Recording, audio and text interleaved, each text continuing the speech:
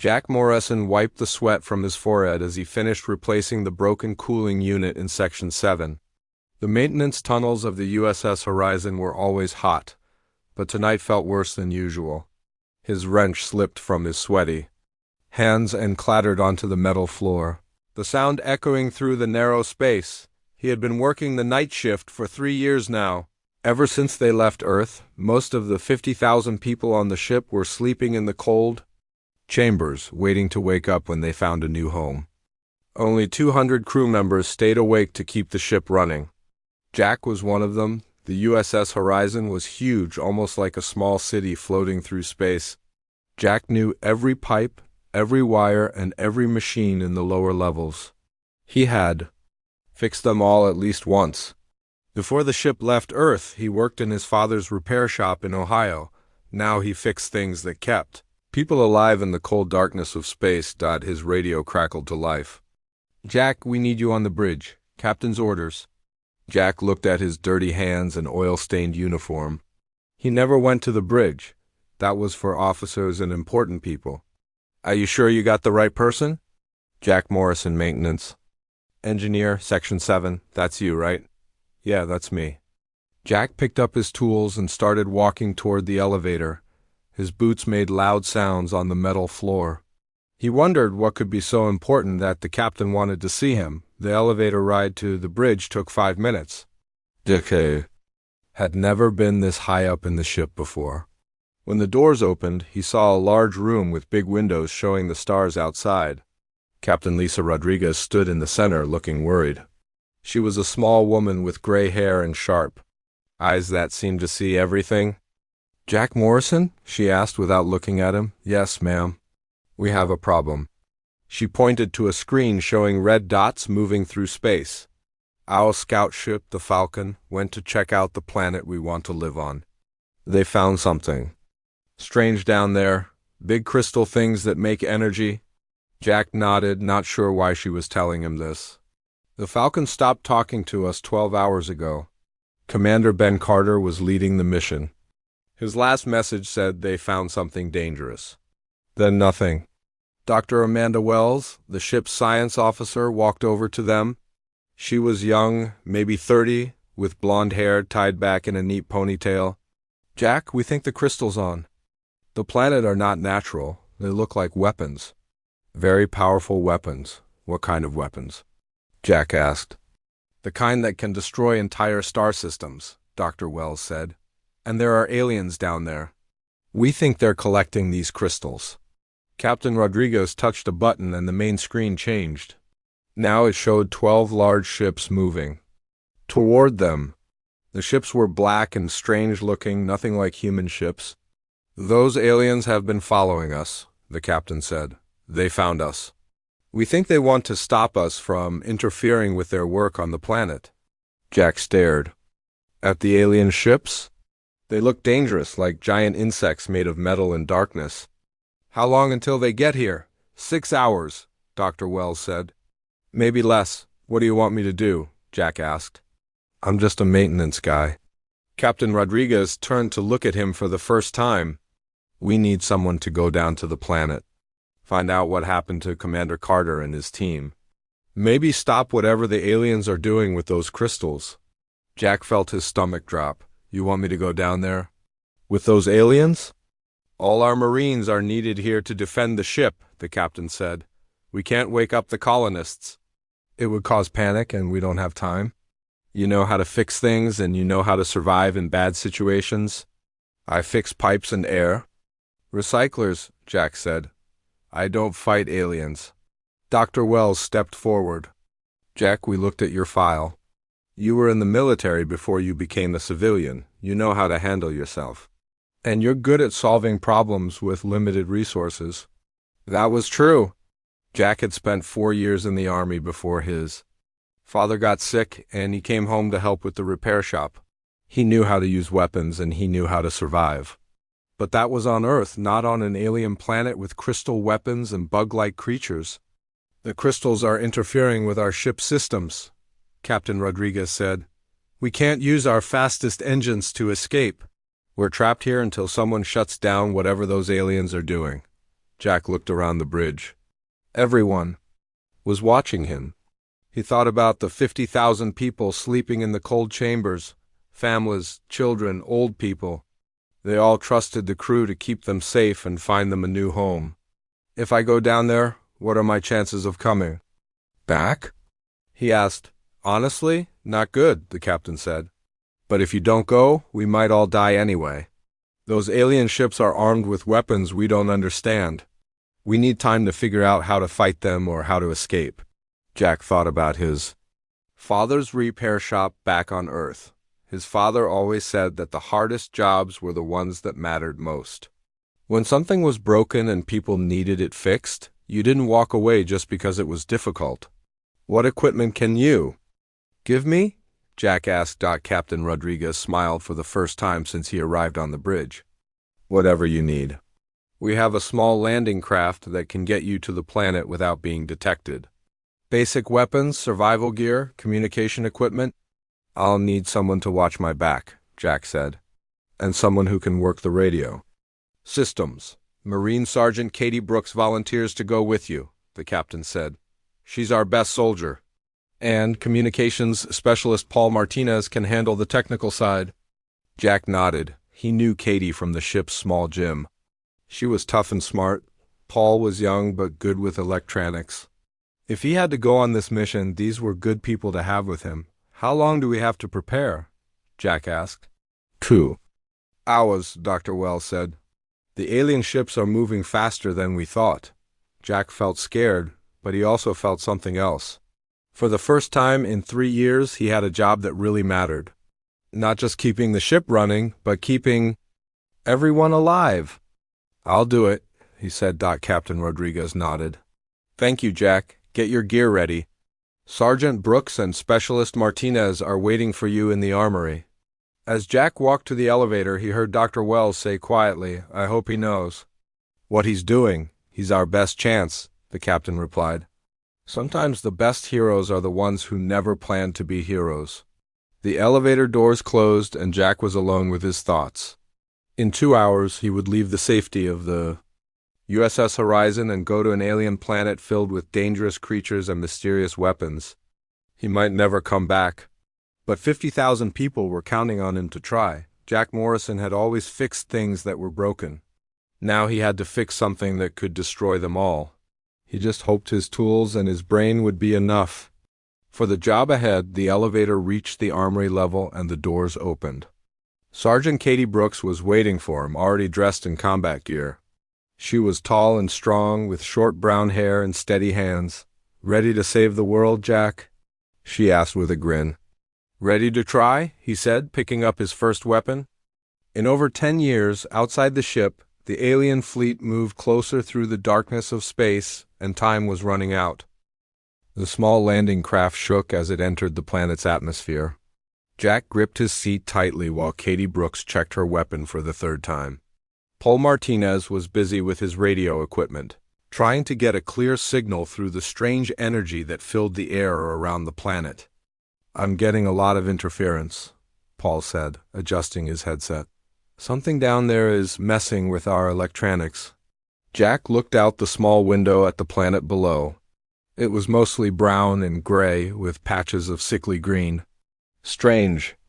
Lights flickered across the surface like lightning, but the sky was clear.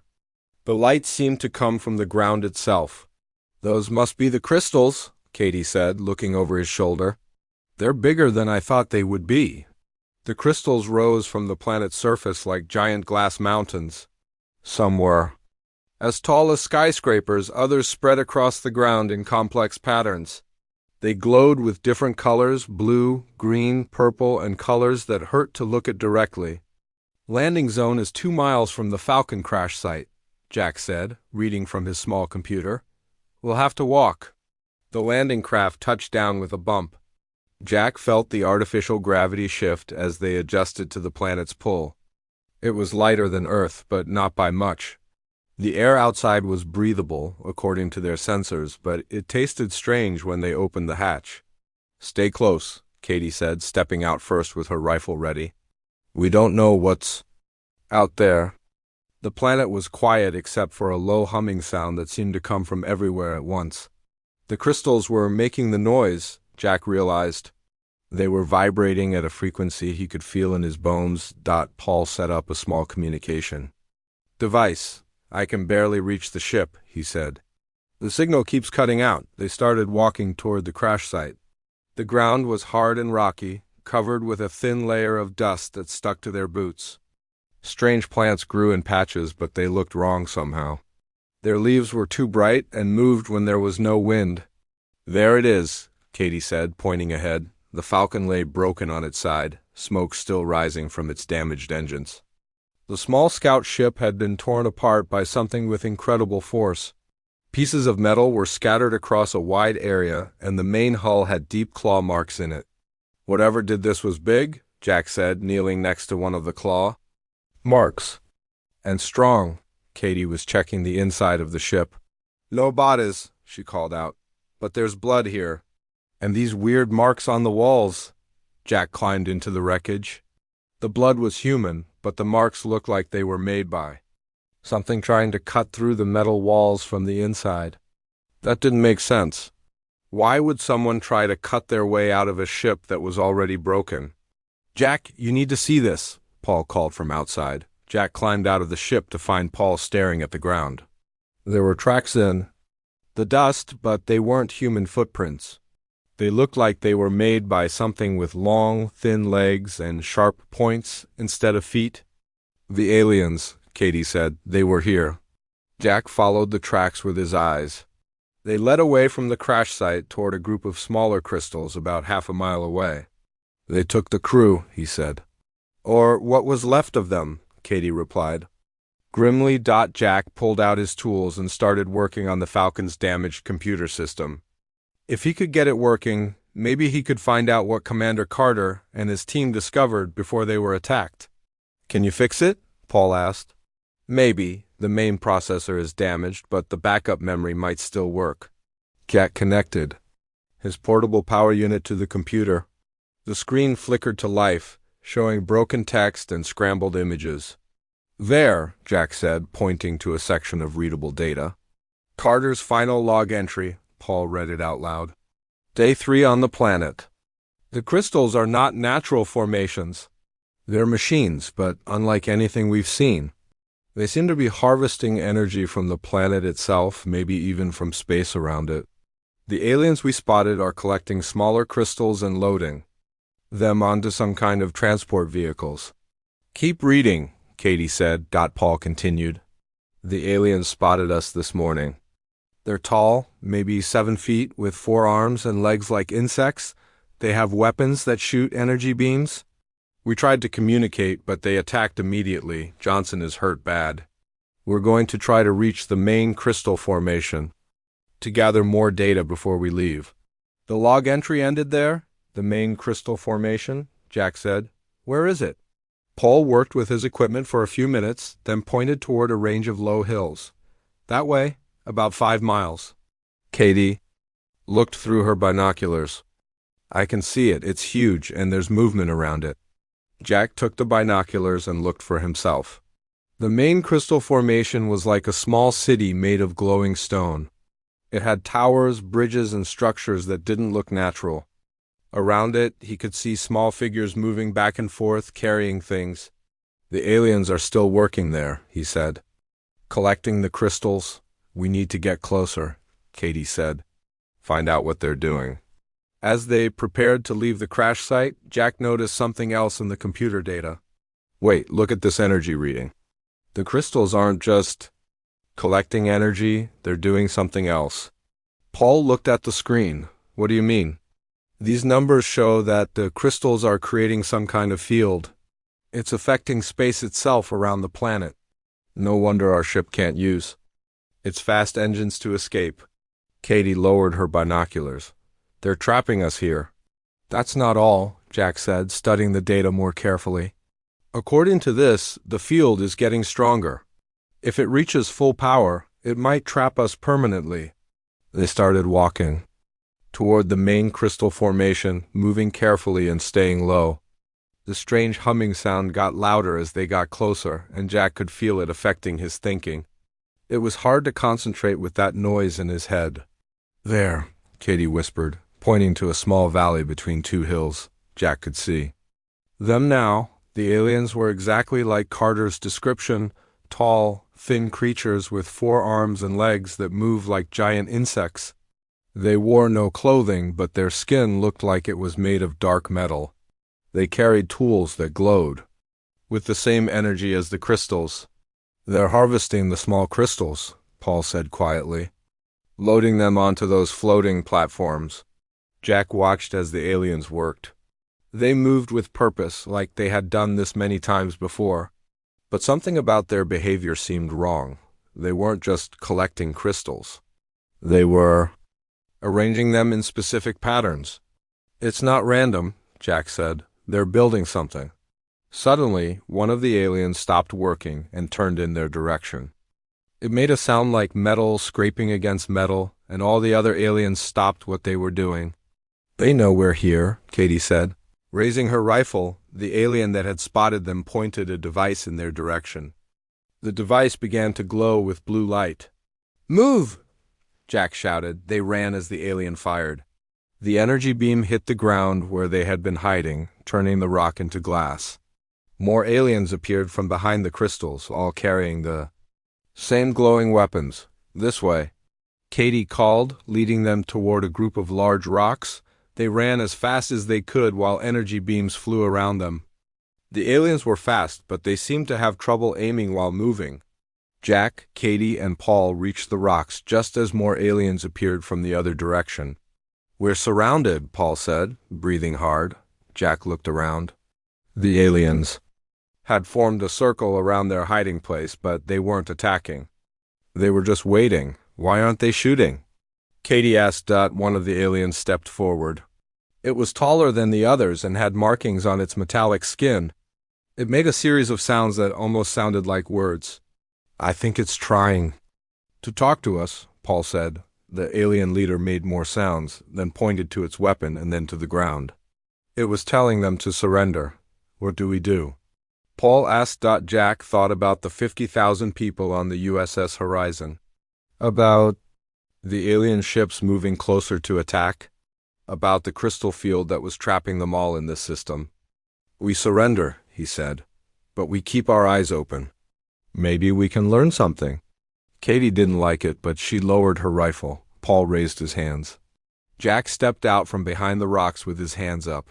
The alien leader made another sound, almost like satisfaction. 2 of the smaller aliens moved forward to take their weapons. As they did, Jack noticed something important. The aliens' tools and weapons all had the same crystal technology as the formations on the planet. They were taken to the main crystal formation, walking between the towering structures that hummed with power. Jack tried to memorize everything. He saw the way the crystals were connected, the patterns of energy flowing between them, the way the aliens operated their technology. Paul was taken to one building, Katie to another. Jack was brought to the largest crystal tower in the center of the formation. As they walked, he realized something that made his blood run cold. The crystals weren't just trapping ships in the system. They were changing the space around the planet itself. And if his calculations were right, they were running out of time. To stop it, the alien leader pushed him into the crystal tower. And Jack found himself face to face with something he had never imagined. Jack stared at the human technology mixed with alien machines inside the crystal tower. His hands shook as he recognized parts from Earth ships, pieces of equipment that should have been light years away. The alien leader watched him carefully. Its 4 arms moving in what might have been curiosity. "You've done this before," Jack said, though he didn't expect the alien to understand him. To his surprise, the alien made a sound that came from a small device on its chest. The sound became words, spoken in broken English. "Yes, many times, many worlds, many species." Jack felt cold despite the warm air in the tower. "How many?" "Hundreds, thousands. Time is long. We are old." The alien moved to a large crystal display that showed images of different planets and star systems. Jack saw worlds he didn't recognize, strange cities and ships from civilizations he had never heard of. But mixed in with the alien images were human colonies, Earth ships, and places that looked familiar. "Why do you take our technology?" Jack asked. "To understand, to learn, to survive." The alien's translated voice sounded tired. "We are not what you think we are." "What are you then?" The alien was quiet for a long moment. Then it touched the crystal display, and the images changed. Now Jack saw something that made his stomach drop. A vast darkness spreading across star systems, swallowing planets and entire solar systems. It looked like a living shadow that consumed everything it touched. "We run from this, always running, always hiding. The crystals protect us. Create safe places where we can exist." Jack studied the images more carefully. The darkness wasn't just destroying planets. It was eating space itself, leaving nothing behind. What is that thing? Mistake. Ancient mistake. Long ago, a species tried to become more than physical beings. They wanted to exist beyond matter, beyond energy. They succeeded, but became something terrible. Now they consume all reality to feed their hunger. The alien showed him more images. Jack saw crystal formations on dozens of worlds, each one surrounded by areas of normal space, while the consuming darkness spread around them. The aliens weren't invading planets. They were creating refuges. "The crystals are shelters," Jack said, understanding. "Yes, but not enough, never enough. The darkness grows stronger. Each refuge we create weakens the fabric of space. We delay the end, but we cannot stop it." Jack felt the weight of this knowledge. These aliens weren't enemies. They were refugees just like the humans on the USS Horizon, but their solution was making the problem worse. "How long do we have?" Jack asked. "Time is different near the darkness. Days, years, centuries, but it comes to this galaxy soon. We must finish the crystal network before then, or all die."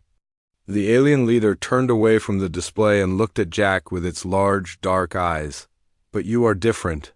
Humans are different. You find solutions where we see only choices between bad and worse." "What do you mean?" "We have watched your species. You adapt, you innovate. You do not accept that problems cannot be solved. This is why we test you." Jack's mind raced. "Test us? You mean this whole thing is a test?" "Partly. We need the crystals to survive. But we also need to know if humans can find a better way. Your species shows promise?" The alien moved to another part of the tower, where Jack could see Katie and Paul through crystal windows. They were in separate rooms, but they looked unharmed. Katie was examining the walls of her prison, probably looking for a way out. Paul was working with some kind of device, likely trying to restore communication with the ship. "They are safe," the alien said, "but time grows short. The darkness stirs. It has sensed our work here."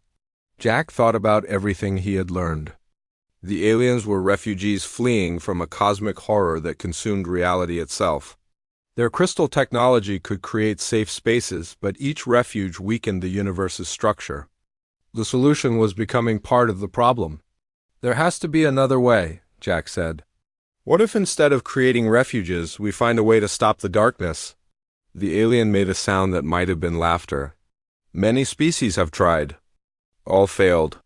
The darkness cannot be fought with weapons or technology. It exists beyond physical reality. But it affects physical reality. That means there's some kind of connection, some way to reach it." Jack started pacing, his mind working through the problem like he was trying to fix a broken machine.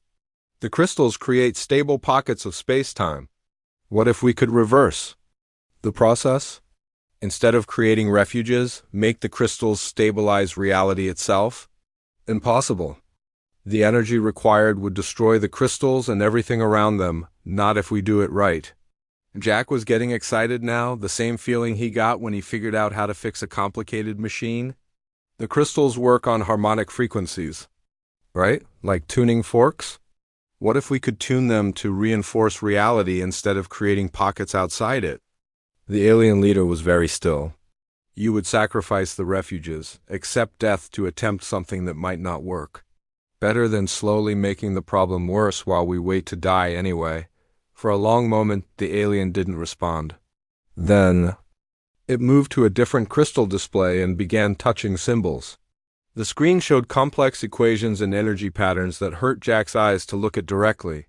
"The mathematics are possible," the alien said finally. "But the process would require precise timing across all crystal networks simultaneously. One mistake, and the feedback would tear apart local spacetime. How many networks are there? Hundreds? Across dozens of star systems, all would need to be synchronized perfectly." Jack felt the enormity of the task. It was like trying to tune hundreds of piano strings at exactly the same time, while standing in different rooms with only one chance to get it right. What about the darkness? If we stabilize reality, will that stop it? Unknown. No one has ever tried. The darkness feeds on the weak points in spacetime. If reality becomes stable everywhere, it might starve, or it might become angry and attack directly. Jack thought about the 50,000 people sleeping on the USS Horizon, about all the other human colonies scattered across the galaxy, about the alien refugees who had been running from this cosmic horror for thousands of years. "We have to try," he said. "Show me how the crystals work." The alien leader studied him for a long time. Then it began to explain the crystal technology, showing him how the harmonic frequencies created stable pockets of spacetime. Jack listened carefully, his engineering mind absorbing the information and looking for ways to adapt it. The process was incredibly complex, but the basic principles were similar to things he had worked with before. Resonance, frequency modulation, harmonic amplification. Like tuning a guitar, but instead of making music, they would be tuning the fabric of reality itself. "It will require someone to manually adjust the primary crystal," the alien explained. "The energy levels will be lethal to most life forms. Even we cannot survive direct exposure during the tuning process. But humans might. Humans are remarkably adaptable. Your cellular structure is more flexible than most species. You might survive long enough to complete the process." Jack understood what the alien was really saying. Someone would have to sacrifice themselves to save everyone else. The job would kill whoever tried to do it. How long would I have? Minutes. Maybe less. The process cannot be stopped once it begins. Jack thought about his father's repair shop, about the simple problems he used to solve with basic tools and common sense. This was just another broken machine, but instead of fixing a cooling system or a water pump, he would be trying to fix the universe itself. "I'll need to get back to my friends," Jack said. "And I'll need access to the Crystal Network's control systems." The alien leader made a gesture, and the crystal walls became transparent. Jack could see the entire network. Spread out below them, hundreds of crystals humming with power. In the distance, he could see the alien ships in orbit, and beyond them the USS Horizon. "The choice is yours, Jack Morrison. Save the few in the refuges, or risk everything to save all reality." Jack looked at the vast crystal network, then at his friends in their crystal prisons, then at the stars beyond where 50,000 humans waited for him to come home. "I choose to fix what's broken," he said, "all of it." The alien leader nodded slowly. "Then we will help you. But know this, if you fail, the darkness will consume everything. There will be no second chances." "There never are," Jack replied. "That's what makes it interesting." Outside the tower, the crystal network hummed with increasing power as the alien ships in orbit began to move into position. Time was running out, and Jack Morrison had just volunteered to attempt the impossible. Again. The alien leader released Katie and Paul from their crystal prisons. They ran to Jack, relief clear on their faces. Katie checked him for injuries while Paul immediately started working on his communication equipment. "Jack, are you okay?"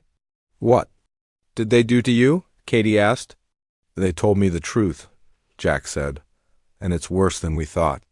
He quickly explained what he had learned about the cosmic darkness, the alien refugees, and the choice they now faced. Katie's expression grew more serious with each word, while Paul's hand stopped moving on his equipment. "So these crystals are the only thing keeping that darkness from eating everything?" Paul asked. "Right now, yes. But they're also making the problem worse in the long run. Each crystal network weakens space itself. The alien leader approached them, its translation device crackling to life. Your ship captain tries to contact you. She grows concerned. Paul managed to boost his signal and contacted the USS Horizon. Captain Rodriguez's voice came through clearly, filled with worry and urgency. Jack, thank God, report your status. The alien fleet is almost here. Captain, I need you to listen carefully, Jack said. These aliens aren't our enemies. They're refugees, and we're all in bigger trouble than we thought. Jack explained the situation as quickly as he could. There was silence on the radio for a long moment after he finished. Jack, are you saying that these aliens want our help to prevent the end of the universe? Yes, ma'am. But the cost is going to be high. What do you need from us? Jack looked at the alien leader, who had been listening to the conversation. We need to coordinate with all the crystal networks across the galaxy. Can your people contact the other refuges? Yes, but the message will take time to reach them all. And some may not agree to the risk. How much time do we have? Jack asked. The alien moved to a crystal display and touched several symbols. The screen showed a map of the galaxy with red areas spreading like infection. The darkness stirs. It knows we are planning something. Perhaps 6 of your hours before it reaches this system. Captain Rodriguez's voice crackled over the radio. Jack, the alien fleet is taking defensive positions around our ship. They're not attacking, they're protecting you, Jack said. Captain, I need you to do something for me. Wake up Dr. Amanda Wells and get her working on harmonic frequency calculations. I'm going to send her some data. Jack worked with the alien leader to transmit the crystal technology information to the USS Horizon. Dr. Wells came on the radio 20 minutes later, her voice full of amazement and fear. Jack, this technology is incredible. But if I'm reading these equations correctly, the energy levels required for your plan are enormous. And the person operating the primary crystal will be exposed to lethal radiation. I know, Jack said. How long to calculate the exact frequencies needed? Give me 2 hours, maybe 3. You have 1 hour, Jack said. We're running out of time. While Dr. Wells worked on the calculations, Jack studied the crystal network with the alien leader. The main control crystal was in the center of the formation, surrounded by dozens of smaller crystals that amplified and directed its energy. The process must begin here, the alien explained. From this crystal, the signal will travel to all other networks. But the operator must remain here to make adjustments as the harmonics build. What kind of adjustments? Small changes to frequency and amplitude, like tuning an instrument while it is being played. One mistake and the entire network becomes unstable, Jack nodded. He had tuned his father's pianos the same way, making tiny adjustments while listening to how the notes changed. But if he made a mistake here, it wouldn't just sound bad. It would tear apart space-time. Katie and Paul had been listening to the conversation. Katie stepped forward. Jack, you don't have to do this alone. Let us help. The radiation will kill anyone who gets too close to the control crystal, Jack said. I can't ask you to do that. You're not asking. I'm volunteering, Katie said firmly. I can handle the smaller crystals around the perimeter. Keep them stable while you work on the main controls. Paul nodded. And I can coordinate communications with the ship and the other networks. Make sure everyone is synchronized. The alien leader made a sound that might have been approval. Humans do not abandon each other. This is why you might succeed where others failed. Dr. Wells's voice came over the radio. Jack, I have the frequency calculations, transmitting now. Jack studied the numbers on the alien display. The mathematics were incredibly complex, but he could see the pattern. It was like a musical chord played across hundreds of star systems simultaneously. This could work, he said. But the timing has to be perfect. Jack, Captain Rodriguez said over the radio, sensors show something approaching from deep space. It's moving faster than anything we've ever detected. The alien leader quickly checked its own sensors. Its translated voice sounded worried. The darkness comes. It has felt our preparations. We have perhaps 3 hours now. That's not enough. Time to coordinate with all the networks, Paul said. Then we start with what we have. Jack said. How many networks can we contact immediately? The alien worked with its communication systems. 57 networks across 12 star systems. Enough to begin the process. And if the other networks don't join in, the stabilization will be incomplete. The darkness might break through in other areas. Jack thought about the millions of people in those other star systems. If he started the process now, he might save some of them but doom others. If he waited to contact everyone, the darkness might arrive before they were ready. We have to try with what we have, he said. Maybe the other networks will join in once they see it working. The alien leader began sending messages to the other crystal networks. Within minutes, responses started coming back. Some agreed immediately. Others demanded more time to consider. A few refused entirely. 41 networks will participate, the alien reported. The others need more time. It's not enough, Paul said, looking at the calculations. We need at least 60 networks for stable coverage. Jack stared at the numbers, trying to find another solution. Then he had an idea. What if we use the USS Horizon's engines? They generate harmonic frequencies when they operate. Dr. Wells came back on the radio.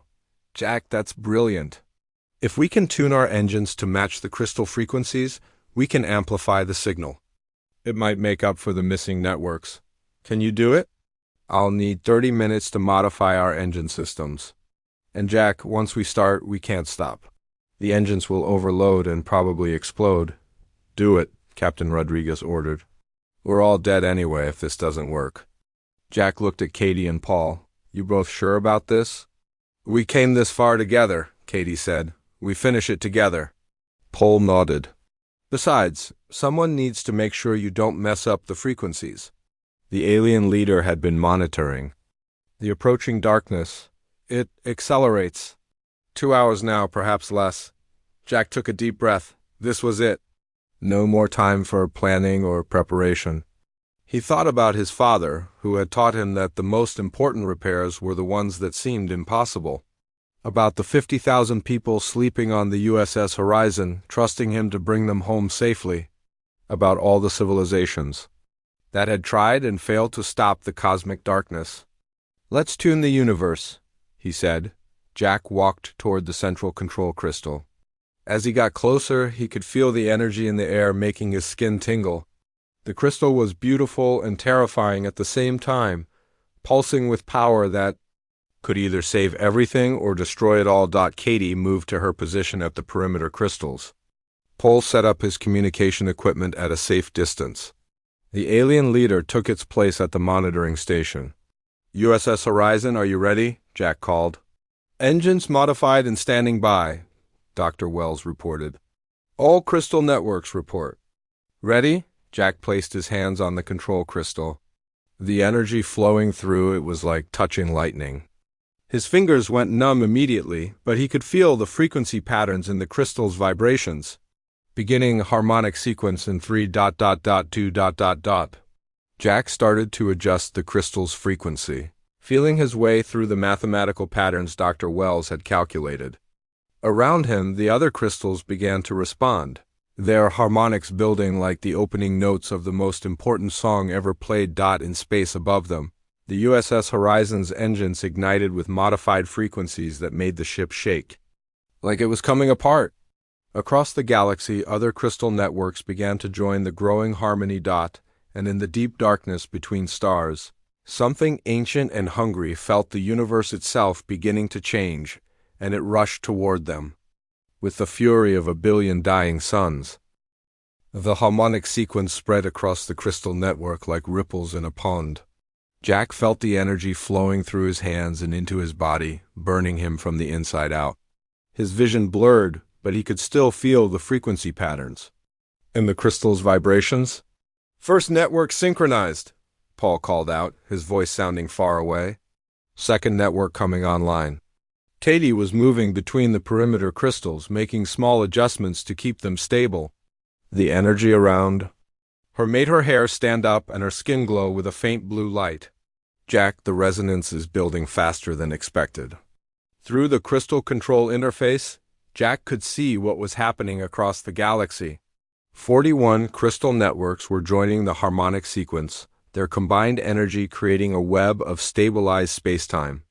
But it wasn't enough. The pattern had gaps, weak points where the cosmic darkness could break through. USS Horizon, increase engine output by 20%, Jack said, his voice rough from the energy affecting his throat. Jack, our engines are already past red line, Dr. Wells replied. If we push them harder, they'll explode. Do it anyway. We need more power. The alien leader was monitoring the approaching darkness on its sensors. It is close now. The entity has sensed what we are doing. It comes with great speed and anger. Jack could feel the darkness approaching like a cold wind in his mind. The cosmic horror was vast beyond imagination, a hungry emptiness that wanted to devour all of reality. But something else was happening. As the crystal network synchronized, the fabric of spacetime was becoming stronger, more stable.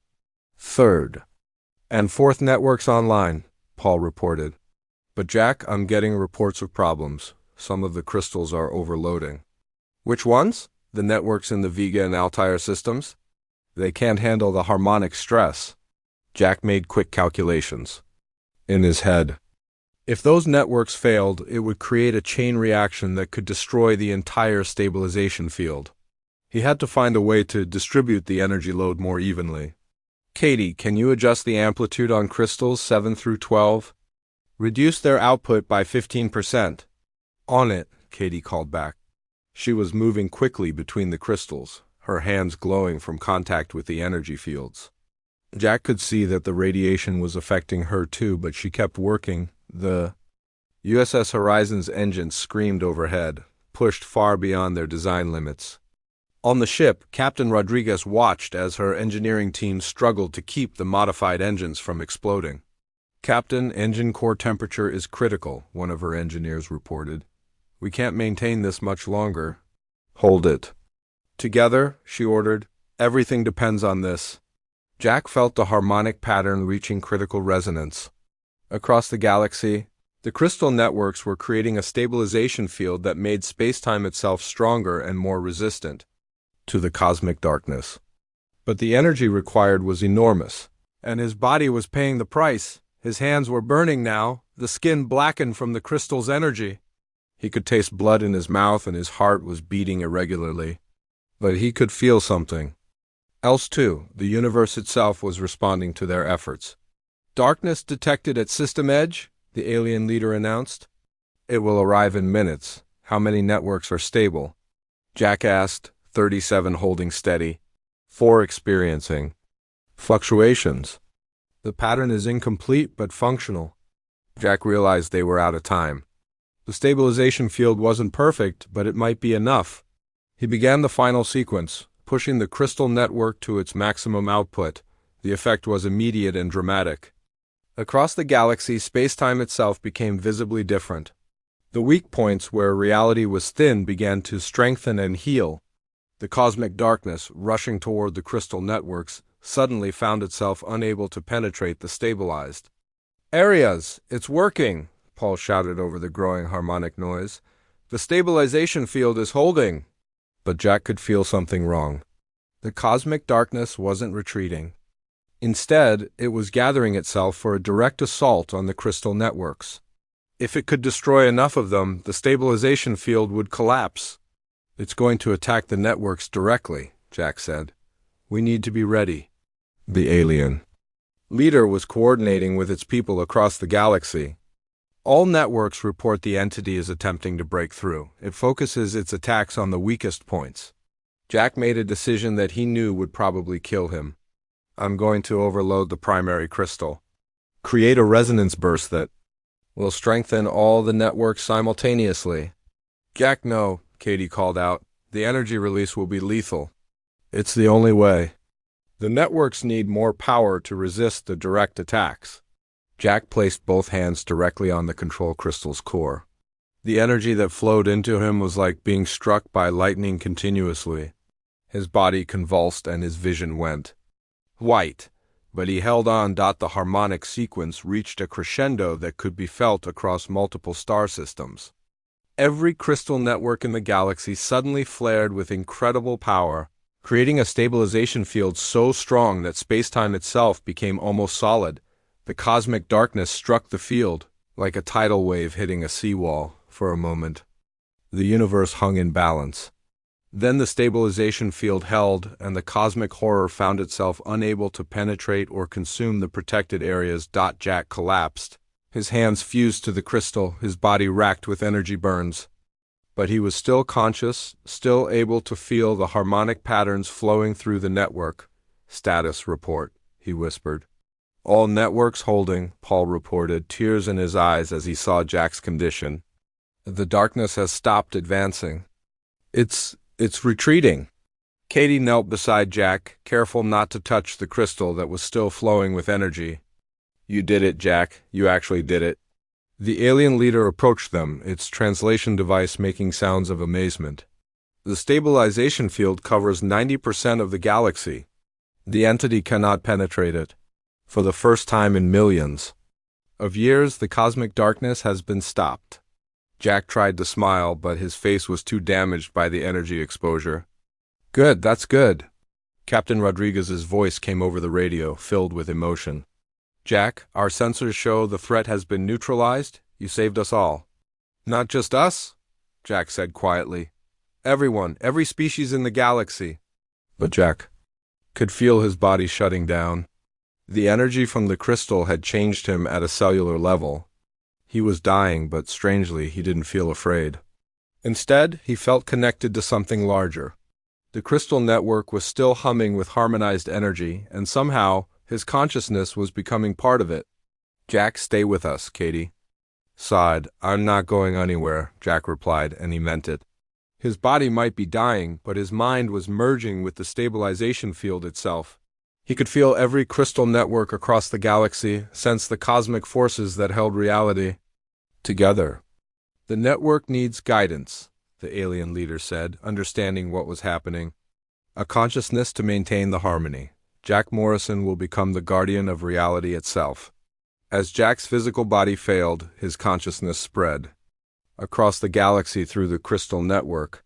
He became the conductor of the universe's symphony, ensuring that the stabilization field would remain strong and the cosmic darkness would never again threaten the civilizations that called the galaxy home. 6 months later, the USS Horizon arrived at a beautiful planet in a stable star system. The 50,000 colonists woke from their long sleep to find a new world waiting for them. Captain Rodriguez stood in the colony's first cemetery, where a simple stone marked Jack Morrison's sacrifice. "He walked into the storm alone," she said to the gathered colonists, and walked out a legend. But Jack Morrison wasn't really gone. Every time a young engineer hummed while working on a difficult repair, every time someone solved an impossible problem with creativity and determination, every time humanity reached for the stars with hope instead of fear, Jack's spirit was there. The crystal network still hummed with his consciousness, protecting the galaxy and reminding everyone that sometimes the greatest heroes are ordinary people who choose to do extraordinary things when the universe needs them most. And in the deepest parts of space, where the cosmic darkness waited beyond the stabilization field, ancient and hungry forces knew that humanity had produced something they had never encountered before. Someone who had looked at the impossible and decided to fix it anyway. Jack Morrison, maintenance engineer from Ohio, had become the guardian of reality itself. And the universe was safer because one ordinary man had decided that some things are worth any sacrifice to protect. The legend was born not from his death, but from his choice to never give up, even when giving up would have been easier. In the end, that choice saved everyone.